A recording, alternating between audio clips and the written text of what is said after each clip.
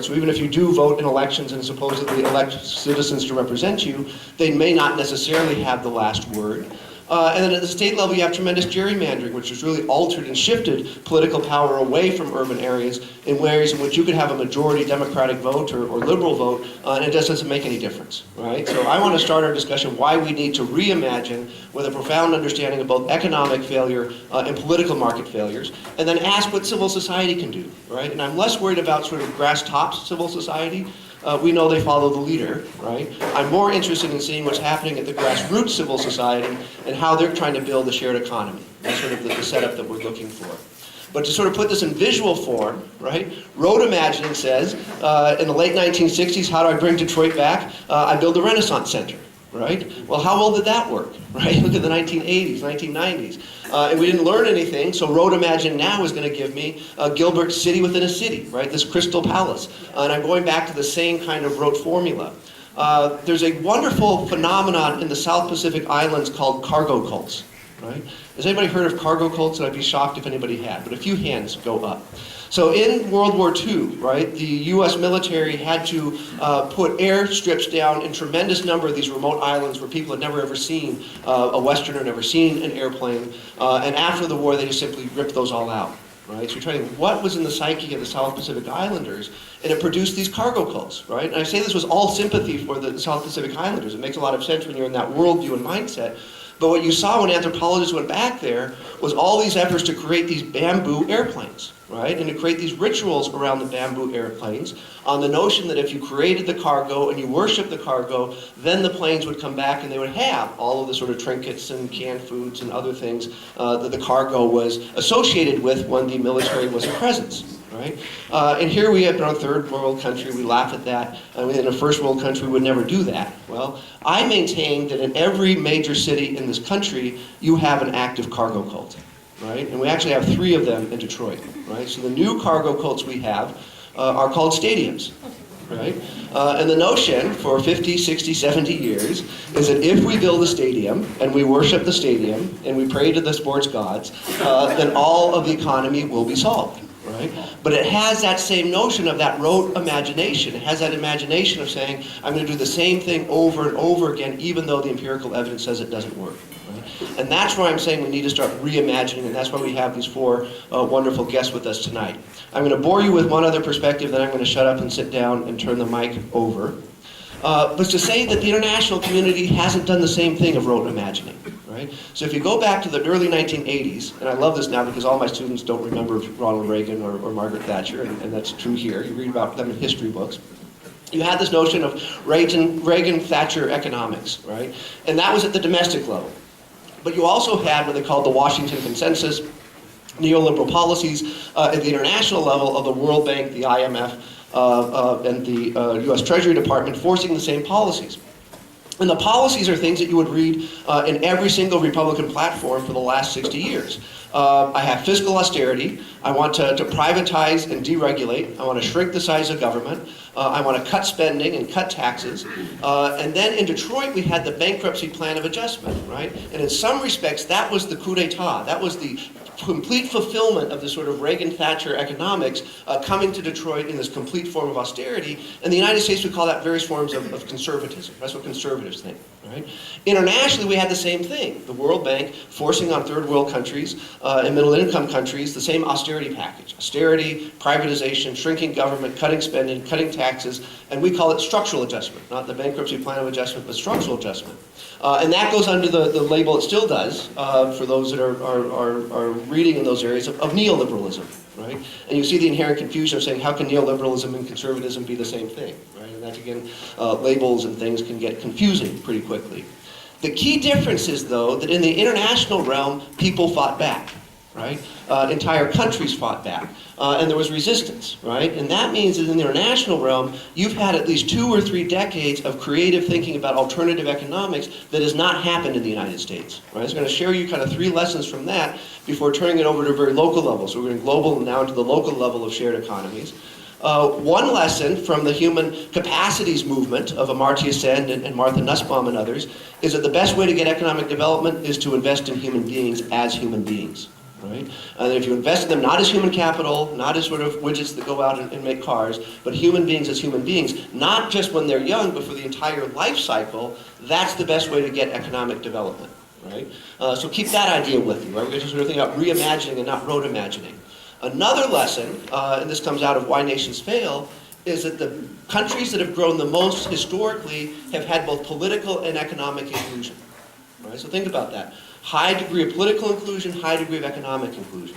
Right? And think about, do you have that in Detroit? Nobody here has access to credit. Right? You have all these barriers to trying to get part of the economy. It's incredibly exclusive for Detroiters to be part of the formal economy. Right?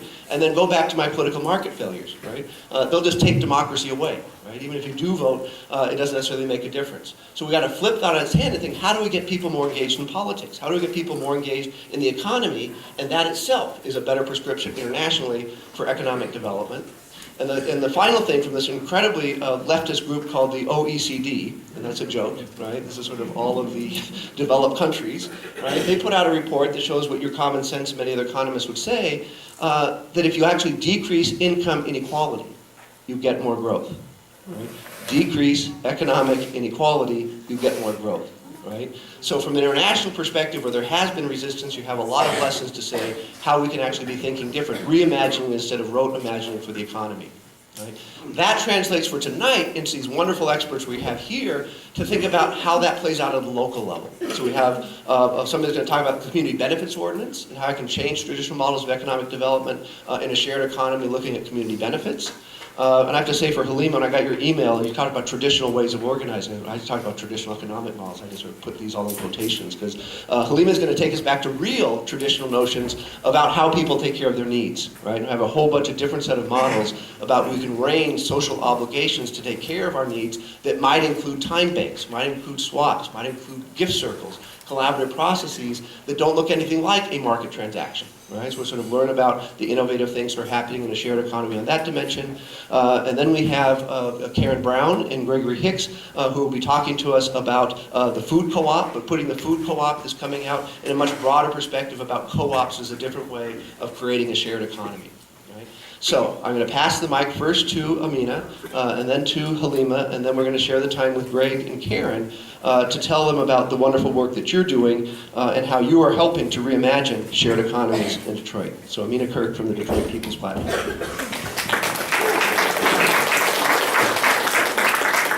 Thank you. As Peter said, I'm Amina Kirk from the Detroit People's Platform. I'm the Senior Legal and Policy Advocate and Organizer at Detroit People's Platform. We are an organization of residents and advocates and organizations throughout Detroit who believe in racial and economic justice. And we work to hold our elected officials as well as the private sector accountable to residents in Detroit to achieve a racial and economic justice on behalf of longtime Black Detroiters. So that's what our organization is about. Some of our work is around housing and equitable development. It's one of our large projects right now for the past several years has been working on the Community Benefits Ordinance. And the Community Benefits Ordinance is actually legislation that is in Detroit to enact community benefits agreements for the different development projects that are happening around the city. I guess the way I can kind of frame it is traditional economic development versus kind of the shared economic benefits that can be achieved with the use of community benefits agreements. So as Peter basically plainly and really, clearly laid out, traditional community economic development does not work. Current economic development in large cities and in Detroit in particular is focused on trickle-down economic theory, which means that if you incentivize and provide for the top earners and the top corporations and spend your public money and your energy on improving the income and the gains of the individuals and the corporations at the top, eventually others will benefit. That does not have any lens towards actually low-income people, long-time residents, the people of color in the city, the people that we advocate for. So the constituents that we advocate for and with are not included in that form of economic development, and so that is a problem for us because what we see and what we hear from residents in the city is that they're not benefiting from the development that has been going on for years, and they are not happy about it. They feel that the political system is not taking into account their needs And the biggest issue, I think, that makes it more of an economic problem and less a morality problem is that they're using public money to actually build all the things that they're building. All of the economic projects, economic development projects, especially large-scale ones in Detroit, are using public funds. So it's not really just about doing good. It's about the fact that we are paying people who are then going on to use our tax money for projects and programs that don't benefit us. And that's a major problem. Tracking the funding of these types of projects in Detroit, we have an estimate that over $832 million have been given away for these trickle-down economic projects in Detroit since 2016. So that is a significant amount of money, especially when you look at the types of problems that we're facing in Detroit, these types of problems where the main pushback usually from the administration is that it costs money and that it's a complicated problem and we don't have the money and the means to solve the problems like school closings, like water shutoffs, like foreclosures. These things cost too much money. But then when you look at the amount of money that we're giving to corporations, that we're giving to residents, when I say residents, new investors who have just relocated to the city only for the purpose of economic gain and are receiving our tax dollars to incentivize living out their dreams and funding their plans, it's a major problem. So traditional economic development seeks to increase growth by expanding a tax base, and the expansion of that tax base actually doesn't have any lens towards equity. So the expansion of tax base can mean, it usually does mean bringing in new residents who make more money, bringing in businesses that make more money, bringing in sales taxes by selling goods that cost more, incentivizing entertainment and recreational activities that cost money, that would be appealing to people who make more money and it would make them want to live in the city and stay in the city. It does not contemplate the residents that are there and how they fit into that at all. And so oftentimes those residents, most of the time those residents are left out and oftentimes results in displacement of those residents. A more just lens, and the lens that we like to use, is equitable development. So equitable development actually requires a measurable permanent improvement for the lives of residents who are currently in the city, and that is especially low income and people of color in the city. And so the key words in that definition of equitable development are actually measurable and current. And so measurable and current are what the community benefits ordinance and the community benefits agreement campaign were about. It was about getting something measurable, because trickle-down economics say that when we build a new shiny building, if you just do what I like to call a wish upon a star economic theory, eventually somehow your life will get better if you just wait. Community benefits agreements actually say that you're getting my money in real time now, and you're also getting my future money in the form of tax abatements, so you won't be paying property tax in the future. And so I want to see something now, and I want to see something now that I know will be here in the future, because you will continue to not pay taxes in the future, and that takes away from these schools, from the libraries, some other things that could benefit from that tax amount.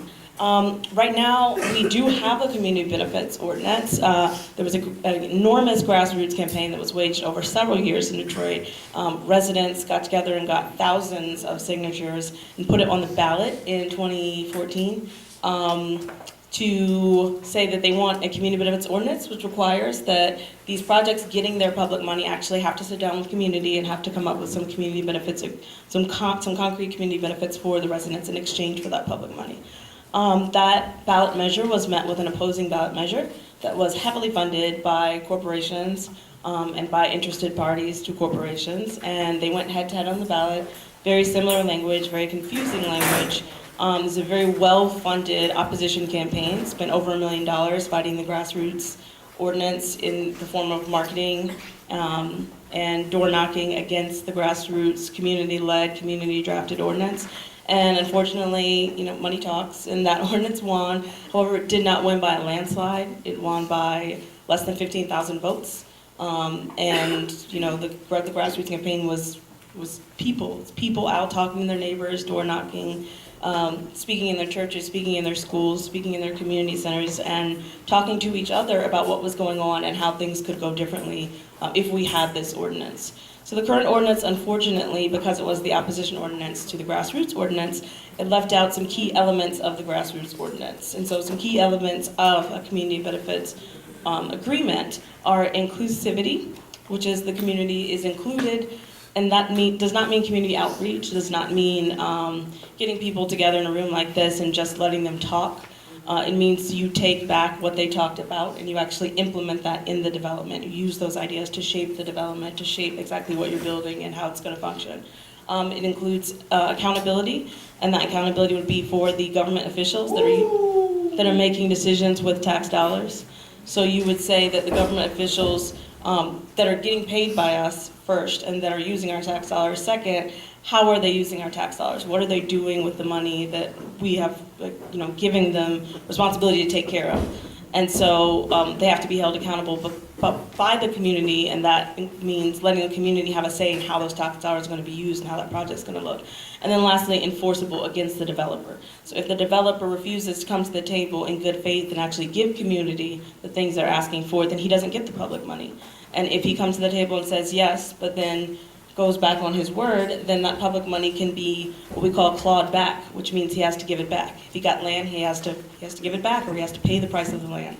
And so it holds everyone involved in a development responsible to the community, because land is an extremely valuable community resource. Our tax dollars are an extremely valuable resource, and if we're giving these things away, we should benefit from them. And so some of the amendments that we are pushing for now at this point in the current ordinance are, we want community to have more say. Right now, the way the ordinance sets it up, most of the individuals who represent the community are appointed by the city. They're either appointed by city council or they're appointed by the planning department. Only 2 members are elected by the residents, and that's 2 out of 9. So we want the majority of the community representatives to be elected by the community, since once again, it's our money that's being used on these projects. We want the threshold to be lower. Right now, you don't have to undergo the CPO, which means you don't have to actually sit down with the community and go through this process unless your project has a total cost of over $75 million and is receiving $1 million in public money. We think that is too high. It allows a lot of projects to come into the city and happen without having to sit down with the community. And I think the most important amendment is that we want it to be legally binding. Right now, the ordinance specifically says that any agreement with the community does not have to be legally binding. That totally takes away the accountability and enforceability characteristics that are essential to a community benefits agreement. Any agreements that come out of that process need to be legally enforceable by the community so that they can speak for themselves and hold the developer to task if he does not participate in the process the way he should, or if he does not uphold his promises and the deals that are made with the community during the process. So that's kind of the short version of the community benefits. Wonderful.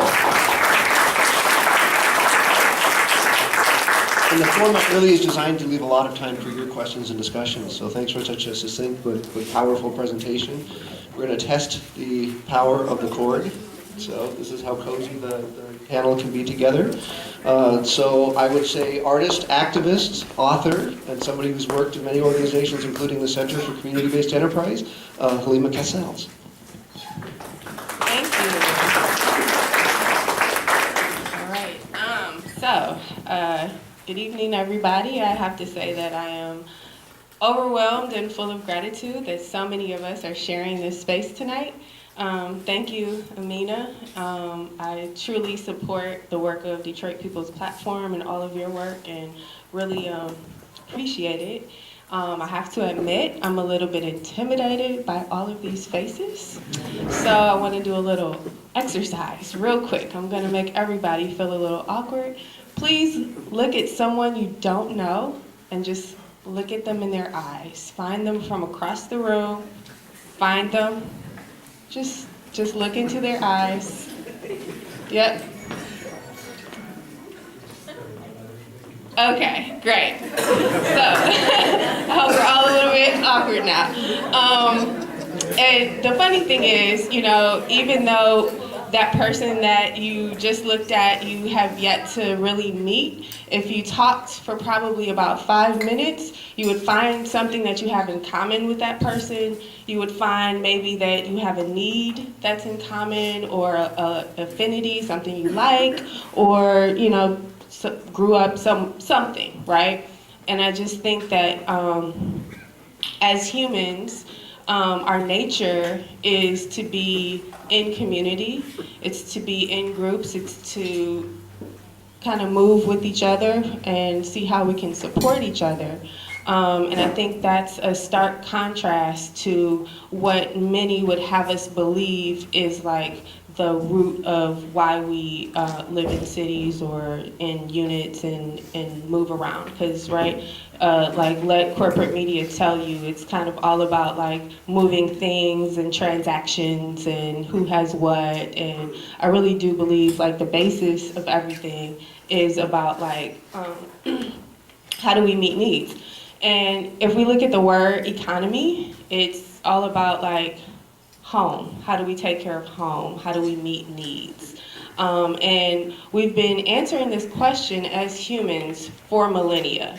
And we've done a really great job, except for like in the last 250 years. So, you know, I want to talk about some more kind of traditional ways that as humans we move in groups and have answered some of these questions, and give you just a few personal kind of stories about my life and my work. And then I'm, you know, totally open to questions, and I'm happy to be sandwiched between Amina, Greg, and Karen, because I've worked with all of these beautiful people, and it looks a lot of different ways, right? So I had to write a few notes to make sure I'm getting everything here. I want to push back on Peter, because he named us as experts, but I really do think like all of us in this room are experts. We are experts in our whole life. We're here, we are doing an awesome job at whatever it is we're doing, and we're all, in a sense, thriving. We've all come through trials and tribulations, and we figure things out, right? So, yeah, my life, my story. I try to align my work and get paid from what I love and be available to be in community, which I think is like one of the most important things. So I'm an artist and I'm a mom, and like those are the first most important things. And then I do a lot of other things. Let's see, Free Market of Detroit, I'll start there. I started an art project 6 years ago, and it's based on this idea of a third corner economy. So what happens when you take money out of the transaction, but we're able to move around things and see that we can get our needs met by people in our community that we may or may not know are able to meet our needs. So there will be an example here in this very room on April 28th, and you all are welcome. And it's an artist experience, so there'll be dance, music, food, making things, upcycling, clothes tailoring. If folks are inclined, sometimes we do fix-it shops. And the admission is one item. And the most interesting thing is in all of 6 years, I don't think I've ever had somebody just bring one item. People are like, I can bring my stuff that I don't want. Yes. As long as it's in good condition, and it would be something that you would give to a family member. So if it's clothes, please wash them. If it's something that's usable, please bring it. But if it's broken, let's recycle it.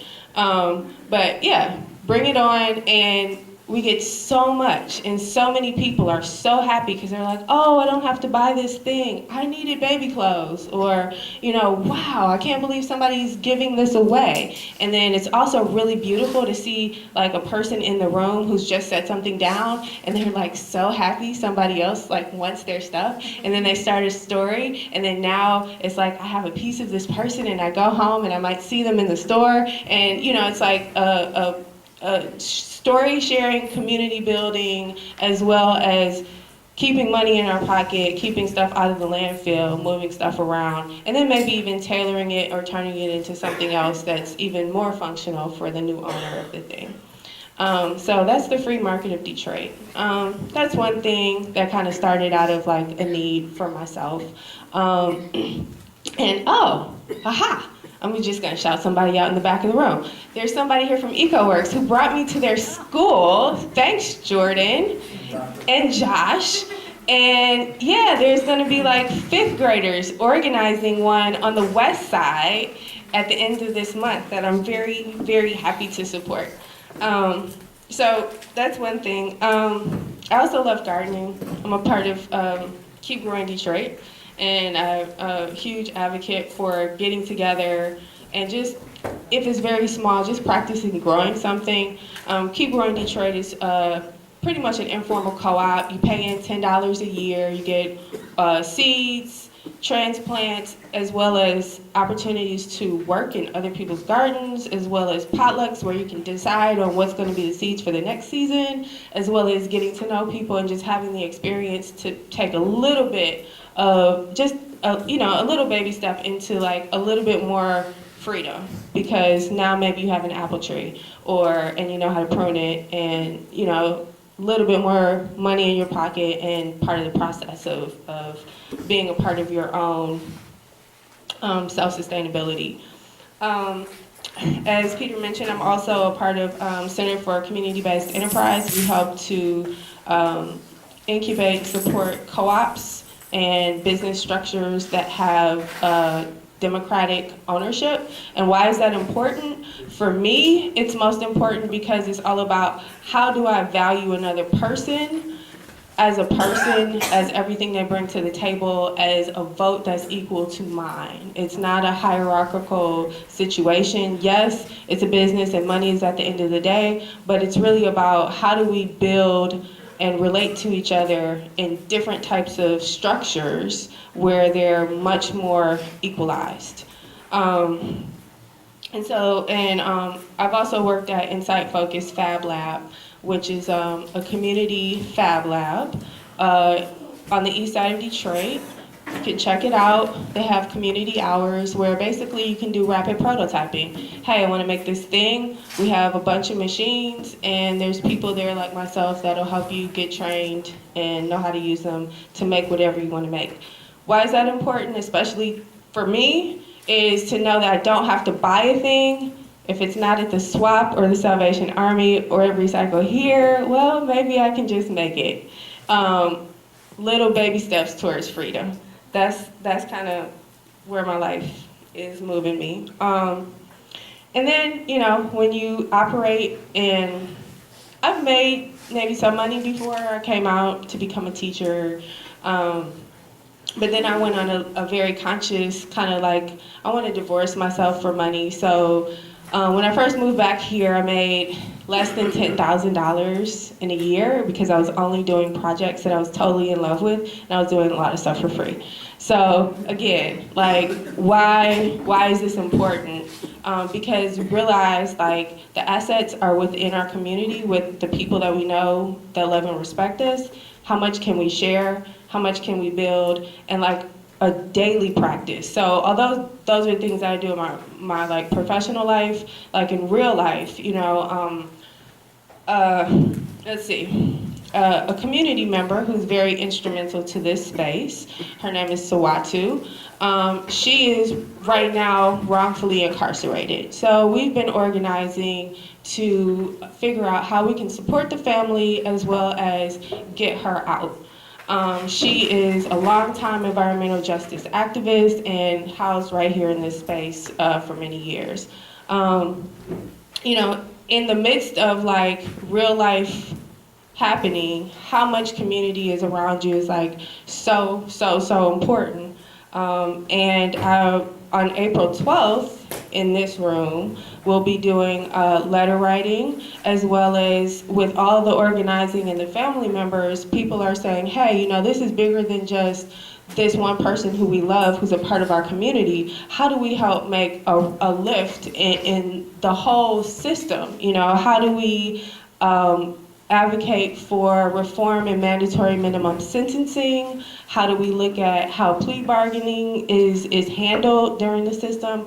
How do we look at, bless you, how expectant mothers especially are treated in the system? So that's an ongoing campaign. The hashtag is hashtag Free Sawatu. And that's like something that's very present that I'm working on right now. And in the midst of, all of that, my car breaks down. And I'm like, hey, I've got to get to this meeting because I've been working on this and I want to, share, be in community. And can you take me to this meeting? And that, not only did my friend say, sure, I can pick you up, but actually I'm car sitting. So do you want to come hold this car for 3 weeks? And I was like, yes. Thank you. And I mean, it's just kind of like how much in daily practice can I live into being into the space that I want to be in, which is in community, in a trusting relationship with many, many people, and not really worrying about so much like what my economic situation is looking like at any particular time. And so I just want to leave you with a couple rapid fire examples. I know I'm probably over time, but for example, almost everything I wear is from the swap. These earrings were like former bicycle parts. We vote, and